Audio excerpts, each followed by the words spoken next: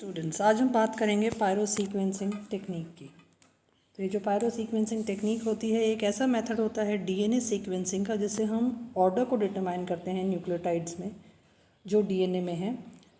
जो प्रिंसिपल है इसका वो है सीक्वेंसिंग बाय सिंथेसिस, जिसमें कि सीक्वेंसिंग जो होती है वो परफॉर्म होती है जिसमें हम डिटेक्ट करते हैं कि कौन कौन से न्यूक्लियोटाइड डीएनए पॉलीमरेज ने ऐड किए।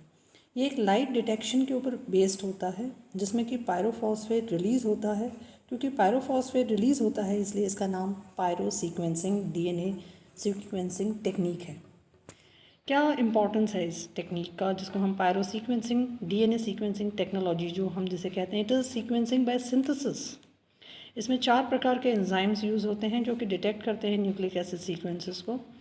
ये एक डीएनए सीक्वेंसिंग का बहुत ही नया तरीका है जो कि KTH इंस्टीट्यूट ने डेवलप किया था।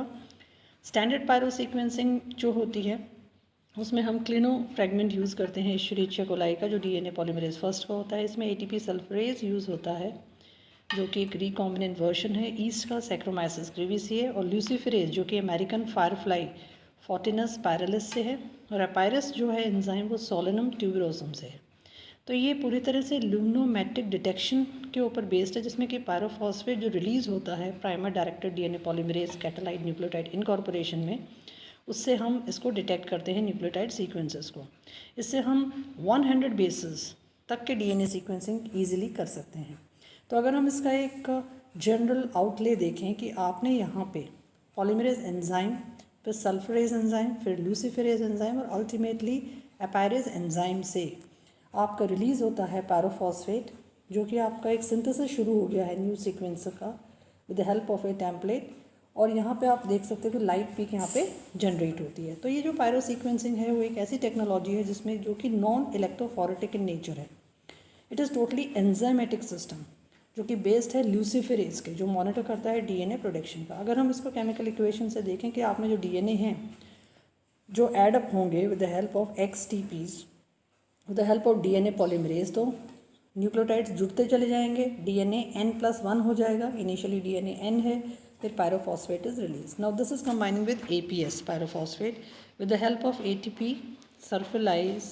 तो ATP और सल्फेट रिलीज होगा, फिर ATP और luciferin with in the presence of oxygen luciferase enzyme, this will again release pyrophosphate, oxyluciferin, carbon dioxide and light. ATP plus DXTP से अब अपायरेज एंजाइम ऐड करेगा, तो इसमें ADP XTP और 2PI रिलीज होंगे। ADP DXTP में अपायरेज join करेगा तो AMP DXMP। तो इस तरह से हम क्या देखते हैं, you have involvement of 4 enzymes which are adding up the DNA sequences. तो हम डीएनए सीक्वेंसेस का पता कर सकते हैं, पूरी तरह से नॉन इलेक्ट्रोफोरेटिक है। तो पहली चीज़ इसमें होता है डीएनए फ्रेगमेंटेशन, फिर एडेप्टर की बाइंडिंग होती है इन डीएनए फ्रेगमेंट से, फिर हम डीनेचुरेशन करते हैं फ्रेगमेंट्स का, फिर हम उसको फिक्स करते हैं सॉलिड सरफेस पे। सॉलिड सरफेस पे हम बीड्स पे करते हैं या स्ट्रिपेविडिन कोटेड मैग्नेटिक बीड्स पे करते हैं, जिनकी की सीक्वेंस कॉम्प्लीमेंट्री होती है एडेप्टर सीक्वेंसेस में। फिर हम इन बीड्स को लोड करते हैं वेल्स में, जो कि डीएनए के ग्रूव्स हैं। केमिकल प्रोसेस वही है कि we are adding DNA polymerase and single DNTP, जो कि क्या करेंगे, पॉलीमराइजेशन। फिर हम सल्फर राइलेज और APS को ऐड करेंगे तो ATP सिंथेसिस होगा। फिर हम ल्यूसीफेरिन और ल्यूसीफरेज को ऐड करेंगे तो लाइट का प्रोडक्शन होगा। हम इस चीज़ को डिटेक्ट करेंगे लाइट सेंसर से। फिर हम वॉशिंग करेंगे या अपायरेज एंजाइम को इसमें ऐड करेंगे। तो इस तरह से हम इस डायग्राम से विजुलाइज कर सकते हैं कि जो लाइगेशन हो रहा है एडेप्टर्स का डीएनए फ्रेगमेंट से हो रहा है। फिर हम इमल्शन का PCR करते हैं, ब्रेक करते हैं इमल्शन को और डिपॉजिट करते हैं बीड्स को इन द प्लेट्स। तो ऑर्डर फ्लो होगा DNTPs का।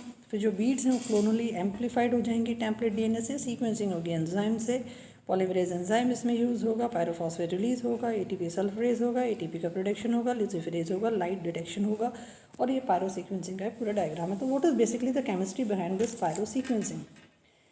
इसमें हम एम्प्लॉय करते हैं 4 तरह के एंजाइम जो एक्यूरेटली डिटेक्ट करेंगे न्यूक्लिक एसिड सीक्वेंसेस।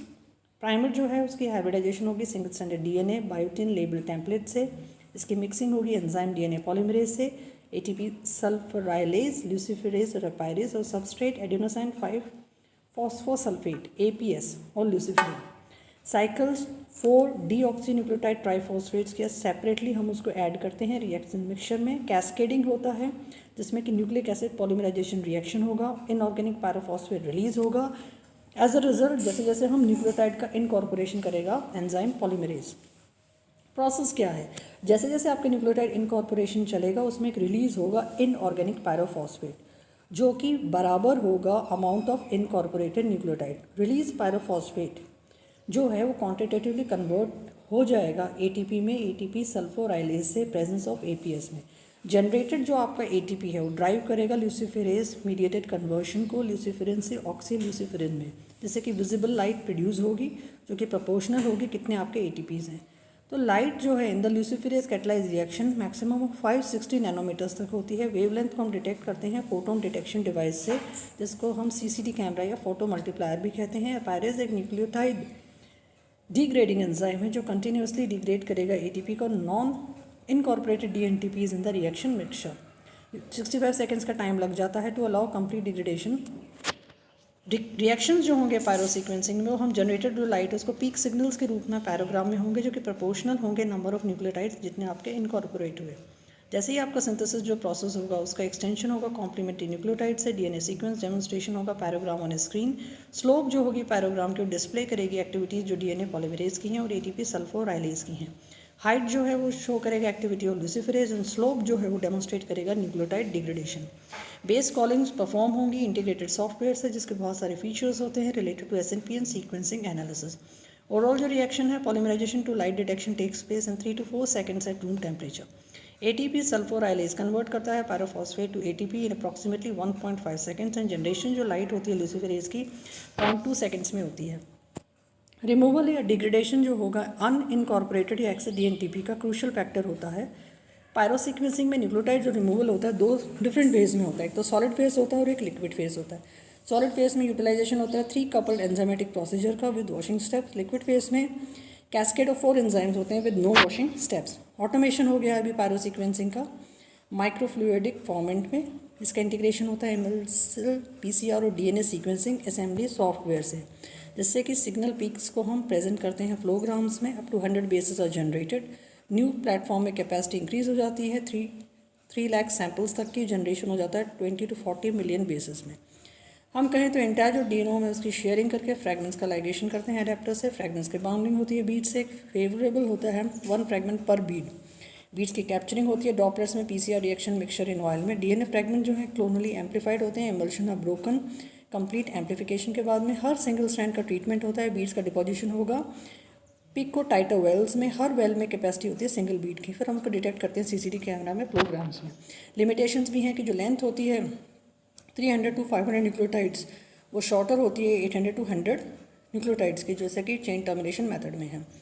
ये प्रोसेस जो होता है जीनोम असेंबली का थोड़ा सा डिफिकल्ट रहता है। इसमें लैक ऑफ प्रूफ रीडिंग भी एक उसका एक लिमिटेशन है।